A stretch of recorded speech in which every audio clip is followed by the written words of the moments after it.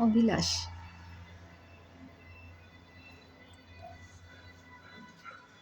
গতকাল বর্ষার বাবা মারা গেছেন। বাড়িতে কিছু আত্মীয়স্বজনরা এসেছে। খালা অনেক বছর বাড়িতে আসে না।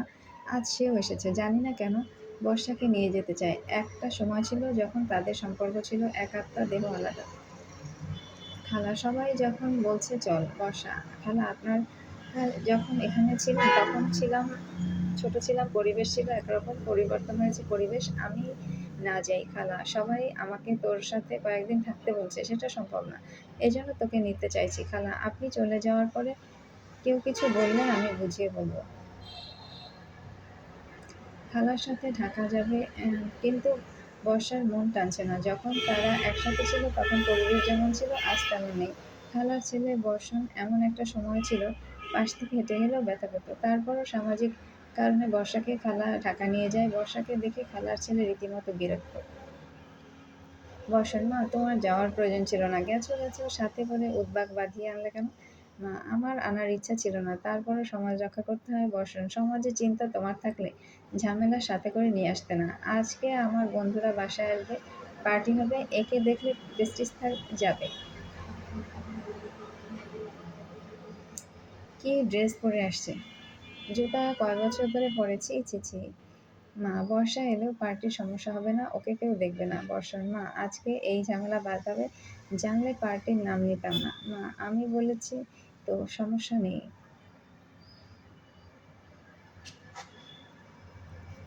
বর্ষা বুঝতে পেরেছে তার আগমন সবার জন্য খুবই অস্বস্তিকর।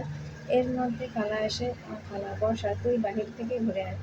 বর্ষা, খালা আমি কিছুই চিনি না, কোথায় যাব? খালা, আমি ব্যবস্থা করে দিচ্ছি। খালা ড্রাইভারকে বলে। বর্ষা গাড়িতে ওঠার পরে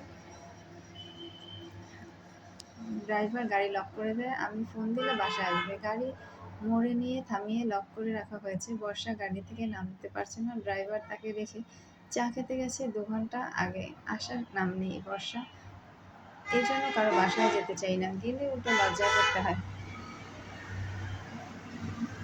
ড্রাইভার এসে গাড়ি স্টার্ট দিয়েছে। বাড়ির কাছাকাছি যেতেই বর্ষণের বন্ধুরা বিদায় নিয়েছে। একে অন্যকে জড়িয়ে ধরছে। বর্ষা বুঝতে পারে এজন্য এতক্ষণ বাড়িতে থাকতে হয়েছে। বর্ষা আর কিছুক্ষণ গাড়িতে অপেক্ষা করার কারণ সবাই যাবে, তারপর সে বের হবে। সোহাগ বর্ষাকে দেখে ফেলে, ফিসফিস করে বলে,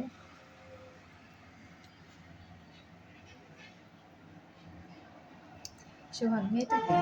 বর্ষণ, চিনি না, পছন্দ হলে নিয়ে যা। সোহাগ, আমার একজন আছে, সে শুধু বাসায় যেতে বলে, আমি এখন তার বিকল্প চাই, যে শুধু বাহিরে আটকে রাখবে। বন্ধু, যাবো না, রাতেই থাকবো, পরিচয় করিয়ে দিবি, বাকি দায়িত্ব আমার। বর্ষণ, আমি কথা বলি না। সোহাগ, আমি থাকতে তুই কথা বলবি কেন? বাসায় ফিরে বর্ষা, খালা আমি সকালে চলে যাব। খালা, কেন, আরো কিছুদিন থেকে যা। বর্ষা, না খালা, আমার ভর্তির ডেট পড়ছে। খালা, আমি ভেবেছিলাম তোকে ঢাকা ভর্তি করে দেব, কিন্তু তা সম্ভব হবে না, আমরাও বাসা ছেড়ে দেব। বর্ষণ, ব্যান্ড দলের সাথে আছে অনেক নাম, আরো ভালোবাসা নেব। বর্ষা থমকে যায়। ব্যান্ড? খালা, আমার ছেলে গান করে, তোরা জানিস না? বর্ষা, আমি জানতাম ক্লাসরুমের ভিতরে গান গায়, বাইরে চলে গেছে শুনিনি। খালা, টিভি দেখিসনি? বর্ষা, দেখবি কিভাবে, তুই তোর বাপের মতো রেডিও যুগে পড়ে আছিস। শোন, তোর সাথে কিছু কথা বলে রাখা ভালো।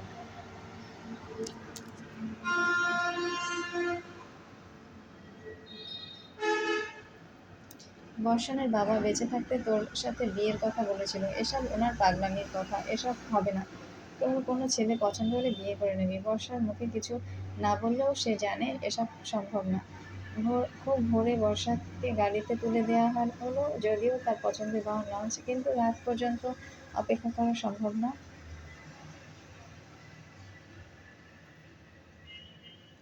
ড্রাইভার, আপু আপনাকে গাড়িতে তুলে দিতে বলেছে, একা যেতে পারবেন? বর্ষা, এখানে থেকে তুলে দিলে পারবো। ড্রাইভার, তাহলে চলেন, আপনাকে নামিয়ে দিয়ে আসি। বর্ষা, খালাকে বলে যাই। ড্রাইভার, এখন ডাকতে যাবেন না, উল্টো ঝাড়ি খাবেন। গাড়িতে ফিরতে ফিরতে বাবাকে মনে পড়ছে। মায়ের ছবি মুছে গেছে, বাবাকে হারিয়েছে, আর কখনো ফিরে পাবে না। চোখ ভিজে যায়। গাড়ি সকাল 11টায় পৌঁছে যায় সরাসরি কলেজে। আজ অনার্সে ভর্তি হতে কলেজে চলে আসে। ভর্তি প্রক্রিয়া শেষ হলে নীনাদের সাথে ম্যাচে চলে যায়। সেখান থেকে লেখাপড়া চালিয়ে যাবে। প্রতিদিন সকালে ক্লাস আর বিকেলের থেকে সন্ধ্যা পর্যন্ত বাচ্চাদের কোচিং শেষে ম্যাচে ফেরা বর্ষার প্রতিদিনের রুটিন। কারণ কারোর সাথে যোগাযোগ নেই, ঈদ কোরবানিও ম্যাচে কাটে। এভাবে কেটে যায় 5 বছর। অনার্স শেষ কিছু দিন পরে মাস্টার্স পরীক্ষা। বাড়িওয়ালার মেয়ে ঢাকা বেসরকারি বিশ্ববিদ্যালয়ে পড়ে। কখনো কথা হয়নি।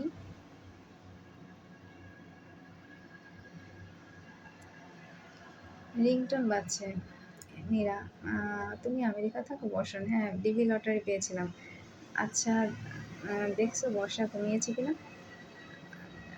নীরা, তুমি ওই মেয়েটাকে কিভাবে চেনো? বর্ষণ, কাজিন। নীরা, হ্যাঁ, ঘুমিয়েছে। নীরা কোনো ঝুঁকি নেবে না। ছেলেরা সবাই প্রেমিকার সামনে কাজিন বলে চালিয়ে দেয়। বাড়িওয়ালা, তুমি সিট ছেড়ে দিবা?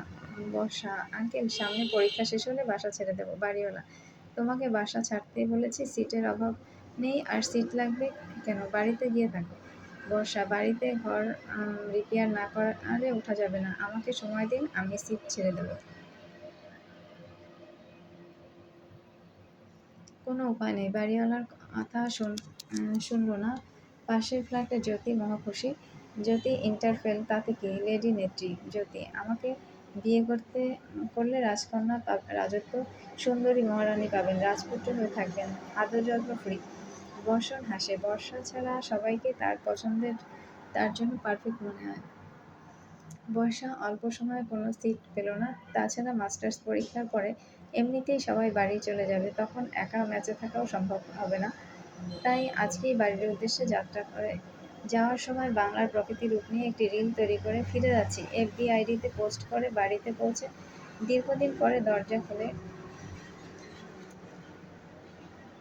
অনেক বছর বাড়িতে আসা হয়নি। শেষ যেবার এসেছিল বাবা ছিল একসাথে কলেজে ওঠার পরে দাদা দাদি কবর জিয়ারত করেছিল। বলতে গেলে এটাই সেদিন। এই সেদিন। কাকি, এত বছর পরে কেন কে এলো? বর্ষা, আসসালামু আলাইকুম কাকি, কেমন আছেন? কাকি, ওয়ালাইকুম আসসালাম। আমি ভাবছি এই সময় কারো বাড়িতে আসার কথা না, তুই আসবি জানালি না? বর্ষা, কাকি, নিজের বাড়ি আসবো এজন্য সরাসরি চলে এলাম। কাকি, আগে জানলে দুপুরে খাবার ব্যবস্থা করতাম। কাকি, আপনি খেয়ে এসেছি, ঝামেলা করতে হবে না। যদি কোনো প্রয়োজন হয় আমি আপনাকে জানাবো। কাকি, আচ্ছা। লজ্জা করবি না, তোর বাপ নেই তাতে কি, আমরা আছি। বর্ষা, ঠিক আছে। ধুলোমাখা ঘর পরিষ্কার করতে একবেলা কেটে যায়। বাড়ির সবার সাথে সম্পর্ক ভালো হলেও অযথা কাউকে বিরক্ত করা তার পছন্দ না। বাবা বেঁচে থাকতে ছোটবেলা তার লেখাপড়ার তদারকি বাবাই করলেও উপরের ক্লাসে ওঠার পর আর লাগেনি। মাস্টার্সের বই নাড়তে নাড়তে হঠাৎ এফবিআইডিতে নজর পড়ে যায়। বর্ষা, ওরে বাবা, কি ভিডিও দিলাম! সবাই পারলে বাড়িতে এসে ওঠে। কমেন্টে আশার নানু ফ্রি হলে কল দিও। আশা বর্ষার স্টুডেন্ট, গত মাসে সিলেটে চলে গেছে। 3 জন স্টুডেন্ট পড়িয়ে যা পায় তার থেকে তার চলে যায়। এখন প্যারেন্টস নেই, এটাই বড় সমস্যা। বর্ষা আশার নানুর সাথে কথা বলছে। তিনি বর্ষাকে খুব পছন্দ করেন। দুপুরবেলা কখনো না খেয়ে বাসায় ছাড়েননি। হোক পাট শাকের ডাল, তাও অমৃত। বর্ষা, আসসালামু আলাইকুম আন্টি, কেমন আছেন? আন্টি, ওয়ালাইকুম আসসালাম, ভালো আছি। তুমি কেমন আছো? বর্ষা, আলহামদুলিল্লাহ ভালো। আন্টি ফোন দিতে বলেছিলেন। আন্টি, স্টুডেন্ট স্টেশন ছেড়ে চলে গেছে বলে কি আমাদের ভুলে যাবে? বর্ষা, আন্টি আপনাদের সবসময় মিস করি, যদিও বাসায় যাওয়া হয় না। আন্টি, তোমার লেখা আমার খুব ভালো লাগে, কুয়াকাটার ছবিগুলো সুন্দর হয়েছে। বর্ষা, ধন্যবাদ আন্টি, আপনি দেখেছেন? আন্টি, হ্যাঁ, তোমাকে অন্য কারণে ফোন দিয়েছি। আমরা ঠিক করেছি এখন থেকে দেশ বিদেশে ঘুরে বেড়াবো। এত টাকা জমিয়ে রেখে লাভ কি?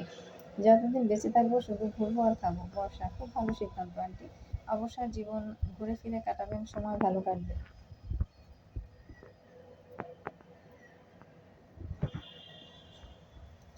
আমাদের সাথে যেতে হবে। বর্ষা, ঠিক আছে আন্টি, আমি আপনাদের গাইড করতে পারবো। কোথায় যাবেন আন্টি? কুয়াকাটা যাবো। বর্ষা, ঠিক আছে, আমি বিস্তারিত জেনে আপনাকে জানাবো। বর্ষা ডিটেলস খোঁজ নিয়ে নির্দিষ্ট দিন ভ্রমণে বেরিয়ে পড়লো। গাইড হিসাবে গিয়ে বাড়তি পাওনা রিলস তৈরি করা যায়। মাস্টার্স পরীক্ষা শেষ, সপ্তাহে 5 দিন কোচিং, ছুটির দিন পরিচিতদের তাকে গাইড হিসাবে তার সাথে যায়। আয় থেকে যা আসে তা দিয়ে ঘরের সৌন্দর্য বর্ধন স্কুটি কিনে ফেলেছে। স্যারের সাথে যোগাযোগ আগে থেকেই ছিল।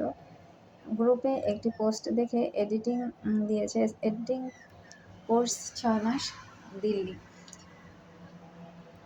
বর্ষা লিখেছে money is big problem.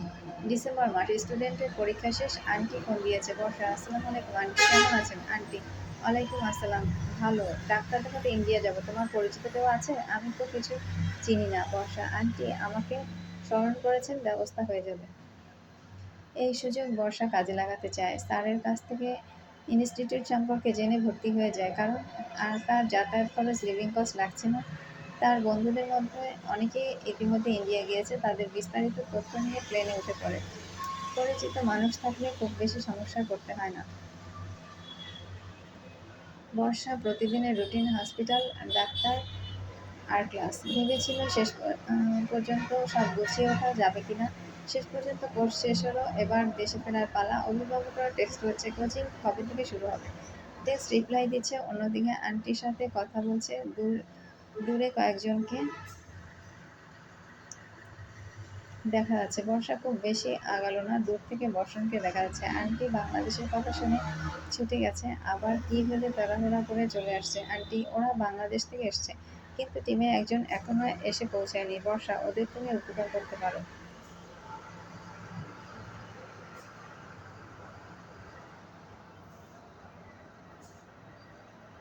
Barsha: aunty ওদের আমার উপকার লাগবে না। আন্টি: ওরা বলেছিল আজ কাজ শেষ করতে না পারলে আগামীকাল ধরা পড়লে অবৈধ জেলে যেতে হবে। বর্ষা: আন্টি অপরিচিত মানুষদের চিন্তা করে প্রেশার হাই করে ফেলবেন না। আন্টি একবার বর্ষার কাছে আসে, একবার দূরে দাঁড়িয়ে থাকা মানুষগুলোর কাছে যায়।